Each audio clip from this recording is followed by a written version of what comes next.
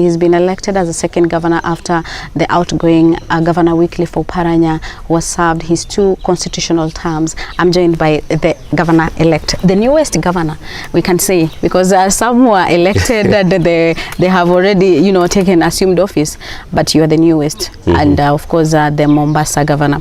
So somebody will want to know who is governor-elect. Fernades, FCPA Fernades Baraza. Let me not leave it out. FCPA Fernades Baraza, yes. First and foremost, I want to appreciate the people of Kakamega for demonstrating political maturity by electing me as the second governor of this great county of Kakamega against the rampant bribery and voter bribery which is going on. It is a political statement to the entire nation that the Kakamega people were determined to go for a leader who is mature and experienced. Fernades Baraza, I'm actually a career accountant, having come from a very humble background. My mother was, of course, a housewife. My father was a government officer working at the Ministry of Agriculture. My late father, that is Nicholas Baraza, born in Mumias East, at a village called Havondi, and I went to school in a primary school down there, that is Haunga Primary, where of course I was just living a simple life. I also used to take care of cows for my late grandfather, Mzee Kakwata. So I'm just a simple young man from the village, but with a very serious commitment to serve the people of Kakamega. After my primary school in Haunga, that is Mumias East, I also joined a high school in Naitiri. And of course, because I was very determined, that was my first time to wear my first pair of shoes in Form 1.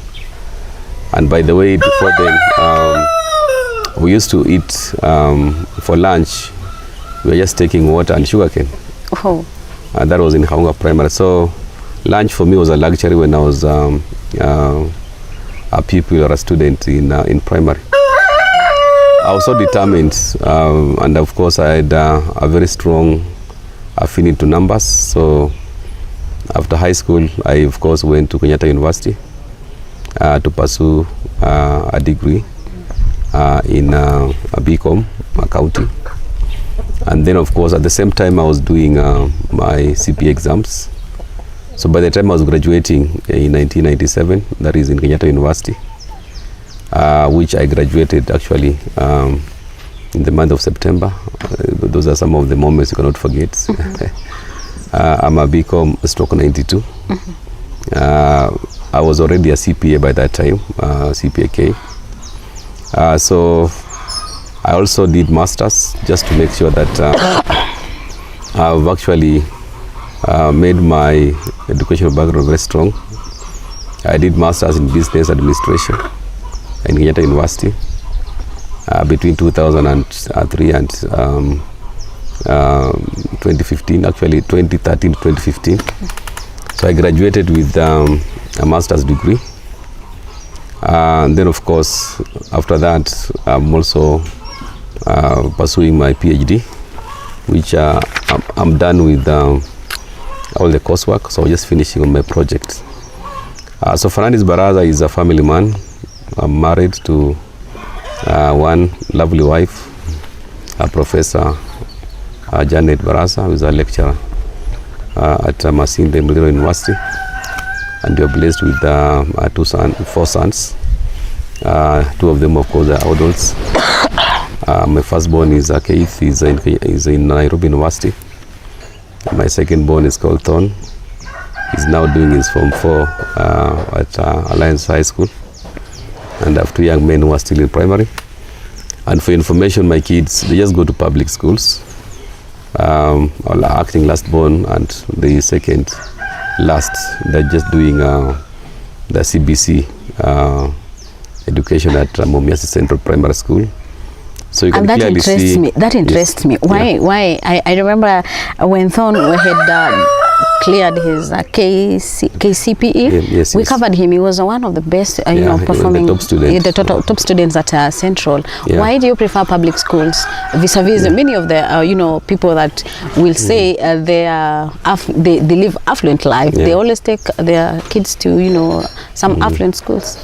Yeah, the reason why I preferred, which I still do right now, is I want these kids to have a normal life, because they interact a lot with those kids from just humble families, so that when they grow up, they actually have an appreciation of that simplicity in life, as opposed to having kids go to those high-profile schools, and then after that, they don't now gel with the public.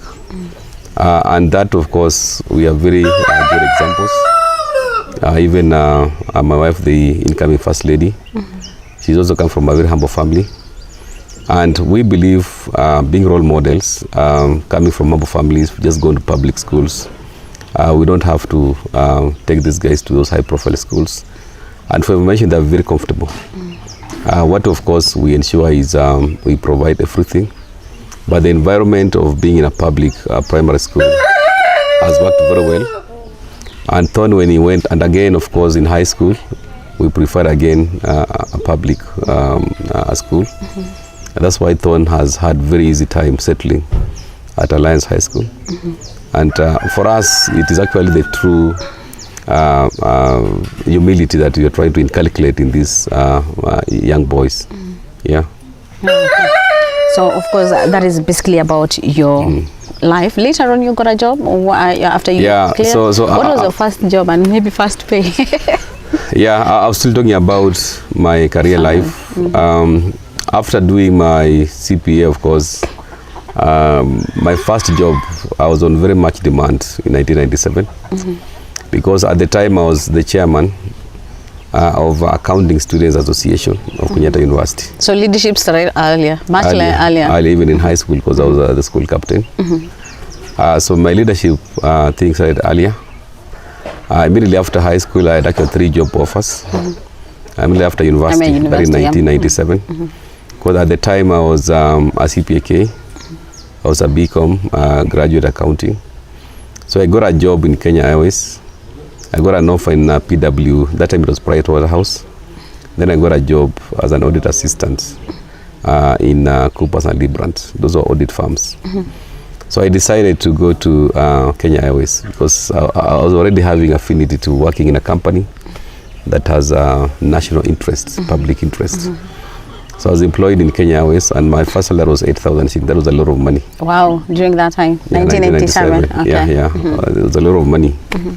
I was just a young guy, single, Yeah, but of course with a lot of family commitment, because I came from a very humble family. So everybody was looking up to you. Everybody was looking at me. And so I had to support my siblings, of course, to finish their high school. And so there was something. After so Kenya, how many people were depending on you? How many siblings did you have at the time? At the time I was having 5 siblings who were depending on me. I had, of course, 2 brothers, 3 brothers and 2 sisters were depending on me. Of course, that's a step. Okay. But for matters of education, of course, you go beyond even you are really a sibling, because they were actually depending on me. And then, of course, at the time also, my dad has passed away in 2005. So you were the firstborn? Yes. I'm actually I'm the second born, but in terms of responsibility, I have a big sister. She's called Beatrice, the one I follow. But in Western, when your sisters get married, you're the firstborn. Yeah, you're the firstborn, because sure. Even she looks at me as the firstborn. Yeah, sure. Because of responsibilities. Yeah, so after Kenya Airways, I now started growing in my career. I got a job in East Africa Insurance as a chief accountant. That was in 1998 actually, 99. So I worked in East Africa. Then I got another job in Kenya Tea Development Agency. So that was after how long? That was in 2002. So I was in KQ for basically 1 year. Then the offers were just flying all over the place. because I needed something for career growth, so I moved to East Africa. And after East Africa, I went to KTDA. There I was working as a treasury manager for 8 years, and I was managing billions of shillings. So I've started managing billions from a long time. After KTDA, I left and went to KETRACO. That is a Kenya Electricity Transmission Company, as the pioneer chief manager finance, then finance director. That was in 2010. What do you think propelled you to that level? I mean, from just the chief finance to... Yeah, actually what propelled me, before going to, then I was very assertive career-wise, and of course everywhere I used to go, I clearly bring out my best. And I was also looking at career growth, because in my life I said I need to be a CEO at some time before I clock 50. And for you to become a CEO, you must first at least serve as a head of department, so that can prepare you to being a CEO. So being a CEO was something that you're dreaming, or like when you're growing up, you always have some dreams. Was that your dream job, being a CEO? Of course, when you're growing up in the village, you don't understand many things. In fact, when I was growing up, by the way, I had some just crazy ambitions. I was actually very excited with just being a driver of a bus. Oh, so you wanted to be a bus driver? Bus driver. So that was your dream? That was my dream, because there was this bus called Mawingo those days. It was a very famous bus, and anytime you could miss it, definitely postponed your trip back the following day. So that guy was a very popular driver then, the bus driver of Mawingo. Those was in the 80s. So of course, that time you have no clue about careers. I started having a clue about careers now in high school, because that's when you meet now guys from various backgrounds. And then of course when I went to the university, now I started getting more and more enlightened on careers. And of course, using now my strength in numbers, it was very clear that from high school I was a guy geared towards anything analytical, maths and stuff like that. But down there, careers, my friend, you in the village, you have no clue whether you know nothing. But because of my strength, then the issue of accountancy became clear. I was also the chairman of the Institute of Certified Public Accountants. That's an elective position. That was in 2015 and 2017. So is it lobbying, or you have It's an elective position, lobbying. By then we had 20,000 accountants. So you campaign? I campaigned seriously. In fact, I'm on record as having put a very serious campaign machinery. So this is the gubernatorial one. It was just, now for that one was laying foundation for this. Yeah. So when I hear people say that Fernades is not a politician, you don't talk much, because I came in as an underdog in politics. But having worked in public interest entities, especially KTDA, was handling billions as a treasury manager, very successful, making sure that bonuses are paid on time, making sure that we have systems of audits and stuff like that. It became very easy now when I applied for a job in KETRACO. And by the way, I never lobbied anybody. That's the level of professionalism I saw in the first board of KETRACO, where you just apply, you're invited for interview, you're shortlisted, and then you give in your best, and they're like, yeah, this is the guy we need. This is the guy we want. So when I went to KETRACO, I really did very well. And when the pioneer CEO was leaving in 2015, because he had done 6 years, the board had very easy time to pick one of the HODs to act. So I was picked. And that was August? That was August 2015. So can we say that August is your lucky month? By the way, Come to think of it. You appointed as an acting MD August in KETRACO. Yes, August you elected as the governor. Yes. In fact, August, come to think of it, is actually my lucky month. Okay. Now you appointed at that time. So as I was appointed, I acted for 8 months. The job was advertised now proper in 2016. Then I was given the first appointment in April as now substantive CEO and MD. During my tenure, of course, I've done a lot. The first CEO to ensure that the highest transmission line is completed. That was Mombasa-Nairobi transmission line, 400 kV. Of course, during my tenure for 6 years, I saw KETRACO increase their strength in the transmission grid, stabilizing power, of course, having reliability. Sometimes Kenyans assume that when power is stable, especially in Nairobi and the other side, it's by default. No, it's actually by design. As the team leader of KETRACO, the first thing was to have a quick appreciation of the industry, and then of course have a team of HODs who can support the strategic plan approved by the board. So I can say my strength as a leader. By that time again, in 2015, after I'd been appointed, no, before the appointment in KETRACO as the acting CEO, I had just been elected as the chairman of the institute. Oh, okay. 2015. I was elected as the chairman. It was in May.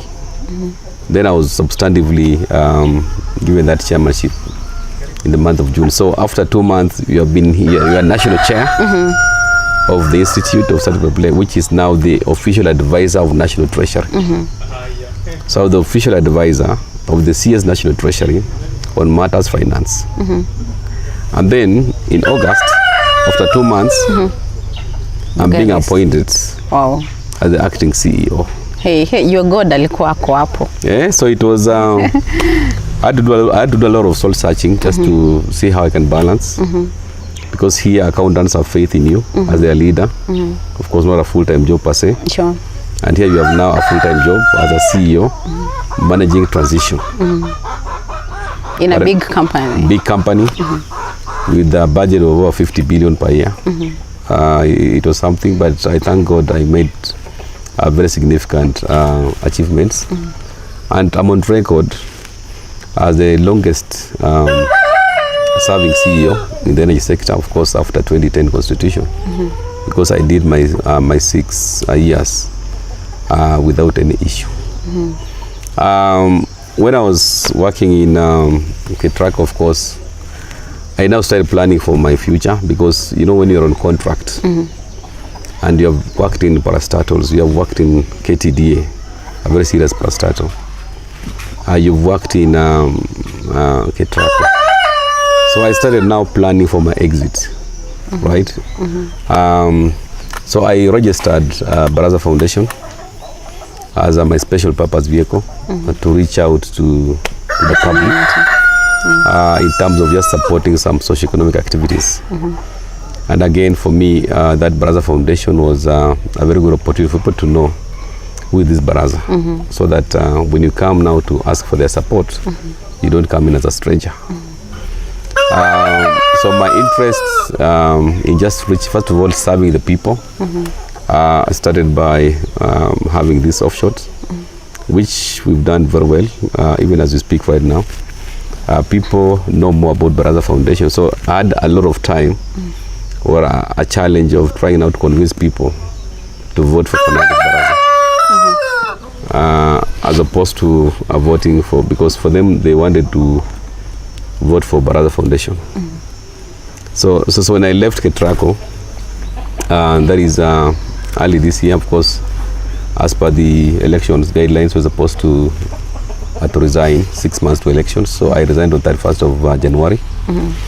But the foundation is already 3 years down the line serving people. But at that time, when you decided to join politics, were you like, was it your dream job? Did you like say, when you're growing up, it is something that you really wanted to join? In fact, when I was growing up, even at the time I was appointed as the CEO, I didn't have any ambitions of being a politician. But it's always good to have dreams. All dreams are valid.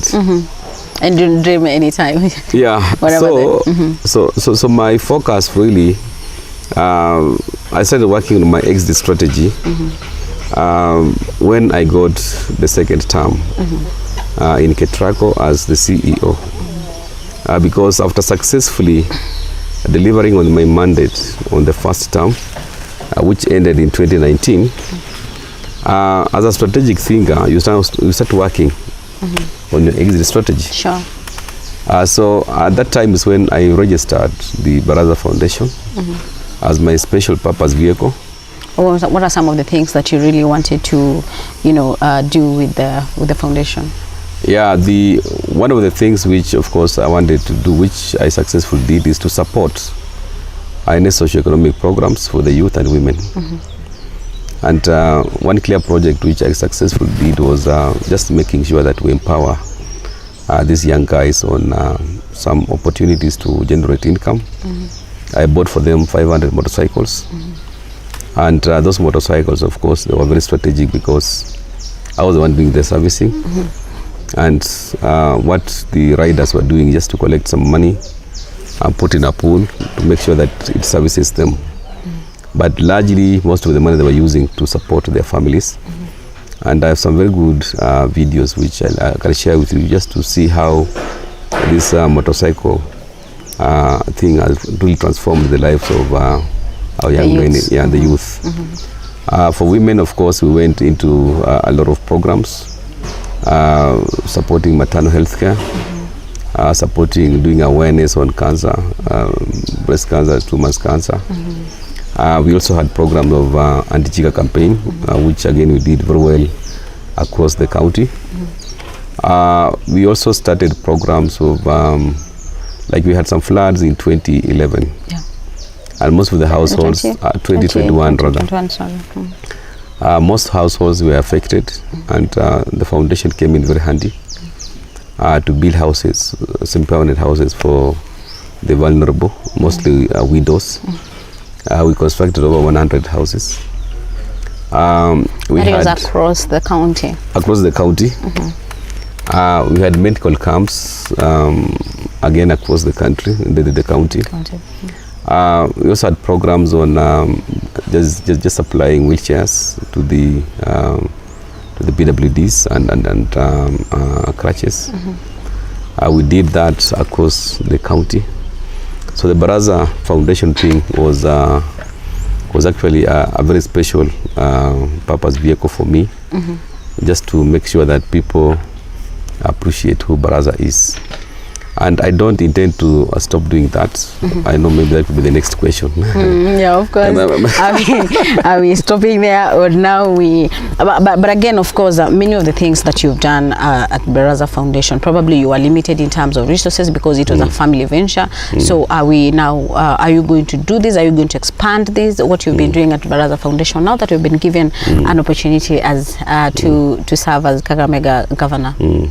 Yeah, one thing I want to say here is Baraza Foundation will continue because it has its own secretariat. We have employees there. And some of the socio-economic programs, once we get supporters to, of course, support the activities, we have no problem. But the dream is still there to reach out to the households down there. And largely, the incoming First Lady will, of course, take charge. I know some of her programs to support the girl child will also be done through the foundation. So it just blends well with our agenda on supporting the girl child and women empowerment.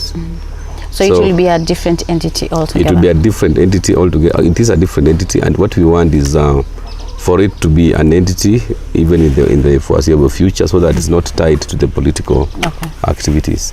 Yeah. You've been elected as the governor of Kakamega County. I know campaigns have been so hectic, but here we are, you have been elected. What is your view on the low voter turnout in the exercise? For me, the low voter turnout, first and foremost, maybe we need to start from the postponement of the elections on the 9th. In my view, it was well designed to frustrate voters of Kakamega County to come out in large numbers and vote for Raila odinga. Because when you look at the counties and some of the affected areas, all of them were Azimio strongholds. And that's why you see from the outcome of 29th, all of them actually were Azimio are winners. So for me, it was well designed by IEBC, led by one of Wafula Chebukati, to frustrate voters of Kakamega, Mombasa, and the likes to, of course, now bring out the issue of voter apathy. So we had a very difficult time. And the worst thing is, after postponing, we have given a date of 23rd. We went around campaigning. And unfortunately, again, one Wafula Chebukati postpones the elections indefinitely. So for me, I had to come out very strongly and condemn that, of course, moving to court, basically to force this guy to give us a date, or the court process gives us a date. And in our prayers, we actually were praying for elections on or before 30th of August, which again, for me, it worked well because Kakamega people had a right to elect a governor, because it was very frustrating when you see other counties, governors are being sworn in, but Kakamega and Mombasa, it's in limbo. So it was quite trying, but I want to appreciate the Kakamega people for being patient. At least as their leader, I made sure that they get a right of electing their second governor, whom I want to also appreciate their commitment, their loyalty, and of course the support which I got. I will be declared as the winner.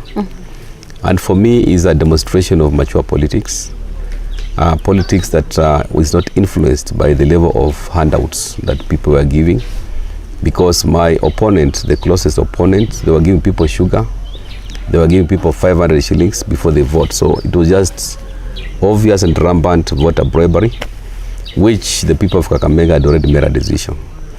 They overlooked that. They overlooked that. Walitaka kiongozi bora. Sio bora kiongozi. Okay. Yeah. So the postponement led to voter apathy. So the postponement led to voter apathy because when you're going around, this was a typical by-election. You remember mobilizing as one candidate was very difficult. So we had to, and most of the other fellows had traveled back to Nairobi and other cities who had come to vote on the 9th, so they were very dejected. And that for me brought out the voter apathy, which of course Wafula Chebukati succeeded in suppressing the numbers for Raila Odinga. I mean, that's why we're in Supreme Court. Yeah. Because had Mombasa and Kakamega voted, I can assure you, that small gap was just going to be wiped away, because with voter turnout of 78% out of the numbers, I can assure you, Raila could have gotten not less than 600,000 votes. But so what I'm saying is the voter turnout and the plan by IEBC to frustrate voters not participating in electing their governor worked in favor of William Ruto. So you ended up spending also a lot, especially when it comes to, you know, the postponement after postponement. We ended up spending 3 times, because like on the 9th I'd already paid my agents, of course, were party agents. So and then on 23rd election preparation, I'd gone overdrive, targeting 23rd. In terms of logistics, of course, vehicles were moving up and down. So I intend to still pursue IBC to sue them for costs, because these costs were just well designed by IBC to frustrate us so that we give up and frustrate our strongholds. Okay. Right now you've been elected as a second governor Kakamega County. What are your plans for Kakamega? Your immediate, I mean, some of the immediate things that you're planning to do. Yeah, first I want to invest a lot into healthcare, because we need a population that is healthy. Medical services is crucial. And for me, I intend to have at least level 4 hospitals in all the 12 sub-counties, well equipped with nurses, because that's a devolved function. I also intend to invest a lot in agriculture, because Kakamega, we have a challenge of food security. I know we have Bukura Agricultural Training College, which is a sleeping giant, because we have not utilized or optimized the capacity of Bukura Agricultural College. I intend to bring on board a lot of a partnership with our Bukura Agricultural College and Masinde Muliro University to do some bit of research on value addition. Those are some of the things which I intend to give priority. And of course, in terms of just making sure that we have sufficient infrastructure in all the 60 wards, I intend to bring a motion to the County Assembly to have the Ward Development Fund so that MCAs are empowered to at least do some of the infrastructure projects like at the water, ward level. at the ward level, water, electricity, and issues like, of course, other infrastructure projects like roads. That one I will want to achieve it through the members of the County Assembly. And for me, if we do that and focus more on creating an environment for investment opportunities, so that we can create jobs for the youth, so that we can have investors come around. Of course, I intend to quickly establish the special economic zones. There's already some mapping that was done in order to attract investors to come around here. In order for us, of course, to now give an opportunity to the youth for employment. So there are quite a number of things that I'm looking at. We want to make or position Kakamega County as an investment hub in the Western region. Okay. Of course, elections zimekamilika. You've been declared as governor-elect. What do you, because among the people who are eyeing for the seat, your seven candidates, we had the one who was elected, a winner. The others are losers. What is your message to them? My message to them, first, I want to appreciate them for being worthy competitors. Especially one, Cleophas Malala, because he really came out very strongly. Despite, of course, the commitment of the voters to elect a politician who is experienced, a manager for that matter. My message to my competitors is I'm happy they have considered defeat. So let's come back and work for the people of Kakamega, because we need to have consultative leadership. But largely, I also want them to apologize to Kakamega people for causing violence. There's a lot of violence. We reported quite a number. Right now, we have so many of our supporters in hospital. We are paying bills to sort out their medical bills.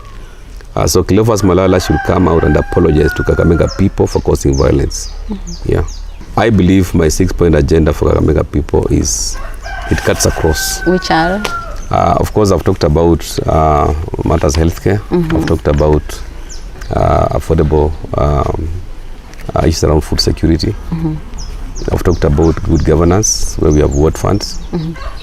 I've talked about youth empowerment, where we have, of course, a program of having some facilities for the youth, just to make sure that in all sub-counties we nurture talent for the youth. We have issues around water and sanitation. That is crucial, because you also need to address the soft issues for the wananchi. And then, of course, not forgetting infrastructure. So for me, when I implement those 6 agenda items, I don't need any support whatsoever in terms of an agenda from Cleophas. What is to come out, of course, I know he's very strong in youth issues. We can see the value adds in implementing our agenda on youth. Yeah. Oh, okay. So are you planning to reorganize the government if at all you just take immediately in the office? Yeah, of course. The first thing that I'll do is to reorganize the budget so that I can incorporate my manifesto. Because there's some things which need to hit the ground running. Sure. And I know right now we have an operational budget that was approved by the County Assembly for this financial year. So as an accountant, I know that I need to quickly have a supplemental budget tabled before the County Assembly, so that I can plug in some of the important manifesto issues around infrastructure and development. Okay. Then, of course, I'll also need to reorganize my cabinet. I cannot inherit the cabinet from my predecessor. in terms of just having the county executive members, CECs, and also just looking at some of the areas that we can definitely have some new faces. So those are some of the administrative things which I'm looking at in the next 100 days. Yeah. Maybe one thing that it skipped my mind, but I really wanted to know, I really don't want to go because wanasema kila mtu akona siri zake, but what do you think propelled you to, to be elected as the governor? What led people of Kakamega put trust in you and say you are the person? What did you do different from others? Yeah, of course, what I did first is for people to appreciate and choose between somebody they can trust, somebody who has demonstrated mature leadership, somebody who can bring stability, because it's very important in the county. And my messaging was very specific, addressing those issues, because based on the competition, the competitors I had, it was very clear now to come up with a message that is very consistent and assuring the people of Kakamega of stability. Not somebody will come and start from zero, because that's what my competitors we are talking about. And in this case, it was very easy for Kakamega people to make a decision, because they didn't want an individual to come in and just wash away the foundation which has been put forward by the outgoing governor. Sure. I'm not saying I'll be his project, but I'll of course improve on the infrastructure. We must appreciate it's done fairly well. So that stability for me was very important, which from our research, because I had 12 researchers in the 12 sub-counties. I'm just now telling my strategists who are telling us what are the key issues that we need to address. So based on the research from the 12 sub-counties or constituencies, our messaging was very targeted.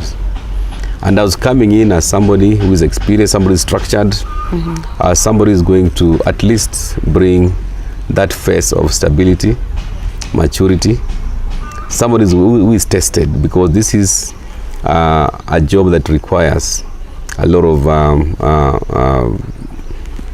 experience in matters public finance, because you also don't want to have a governor who is very green on those matters. Sure. So for me, my strength resonated very well with what people wanted. And that's why, irrespective of the amount of money that was available, Kakamega people had a very clear choice. Not about money, but somebody who can deliver services based on his experience in the past. And that's why I was a very clear winner in this thing. The Umberaho aspect has been something that has been bedeviling, especially matters politics in Kakamega County. So do you think people have grown from that? People democratically, they really know what they want in terms of leadership? Yeah, to a large extent, yes. And one thing I can assure you, the 150-something votes, that 150-something thousand votes which Cleophas got, it was largely because of the money he gave.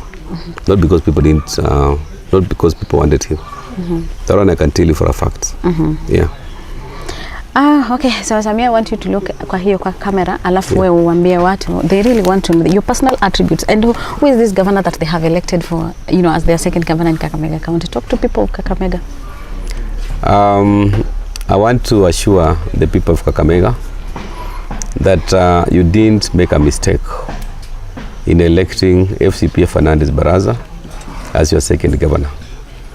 I will ensure that every corner, all the 60 wards, get equal opportunities for development through my Maendeleo na Usawa slogan. I will ensure that all opportunities which are available for appointments are spread across the board. I will ensure that we have stability in the county. I want to position Kakamega County as the next investment frontier in order to attract investors to come here and create employment opportunities for our residents. So Kakamega people, thank you very much for your overwhelming support, electing me as your second governor, and I want to assure you that I'm ready to hit the road running. Thank you. Yeah, so thank you so much. So that has been the second governor, or rather governor-elect here in Kakamega County, FCPA, Fernades Baraza. We've had FCPA Wycliffe Oparanya, who has served his 2 constitutional terms, and then we have FCPA Fernades Baraza taking the mantle to serve his 5 years tenure here in Kakamega County. And if at all goes well, he will be also serving another 5 years, 2 terms as the other FCPA Wycliffe Oparanya. So we pray for him that, of course, he'll be able to serve the people of Kakamega County, and of course, with all that he has said he's gonna do, we hope it will be achieved. It's been an interview with FCPA incoming Governor Fernades Baraza taking over from Wycliffe Oparanya. Thank you so much. See you next time.